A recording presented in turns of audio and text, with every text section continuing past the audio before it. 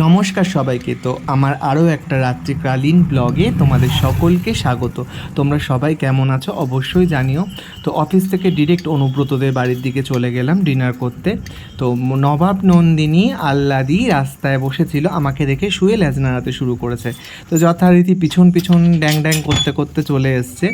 তো আমি কিছু খেতে দিইনি, কারণ শুনলাম অনুব্রতরা সুকান্তদের বাড়িতে। তো আমি ডাকতে গেছিলাম, আমি জানি এখানেই থাকবে, তাই ওকে রেখেই যাচ্ছিলাম। আর ও আমাকে পা দিয়ে রাখছে, কোথায় যাচ্ছ কোথায় যাচ্ছ।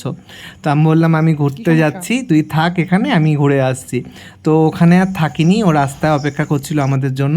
আর ঢুকে দেখি সুকান্ত আর অনুব্রত, রানা সবাই মিলে রিলস বানাচ্ছে। আর আমি ইচ্ছা করে এরকম করছি, বলছি কি করছি সেটা না, একটা ফানি ব্লগ হচ্ছে। তো দেখো দুজনে মিলে রিলস করতে একদম মশগুল, মানে আমাকে একদম পাত্তা দেওয়ার ব্যাপার নেই। তো রিলস হওয়ার পর আমি আর অনুব্রত বেরিয়ে এসেছিলাম। তো ওইদিকে নবাব নন্দিনী রাস্তা ওয়েট করছিল, সঙ্গে সঙ্গে কার পিছনে যাবে বুঝতে পারছে না, অনুব্রতর পিছনে না আমার পিছনে। তো একবার এদিক যাচ্ছে একবার ওদিক যাচ্ছে। তো যথারীতি চলে এসছে নবাব নন্দিনী, পারলে আমার ফোনের মধ্যে একটা চুমু দিয়ে দেয়। তো অনুব্রতকে খেতে দিয়েছিল। আর ওদিকে কাকিমা দেখলাম রান্নাঘরে রাতে ডিনারের জন্য পাঁপড় ভাজছে। আর পাঁপড় ভেজে টেবিলে খাবার বেড়েও দিল। বেশি কিছু ছিল না, সকালেরই নর্মাল সবজি, মানে ঢেঁড়স আলুর চচ্চড়ি, পটল ভাজা, পাঁপড় ভাজা আর সবজি ডাল। তো এটাই আমরা মহান আনন্দে সবাই মিলে খেয়ে নিলাম। আর অনুব্রত কাকিমার সাথে মজা করছিলাম যে রান্না কেমন হয়েছে। অনুব্রত বলছে কাকিমা করলে ভালো হয়েছে, তুই করলে খারাপ হয়েছে। তো যাই হোক, ও মজা করছিল।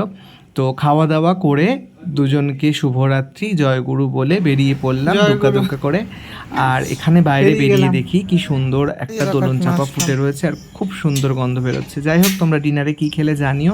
আর সবাইকে শুভরাত্রি, ভালো থেকো সবাই, টাটা।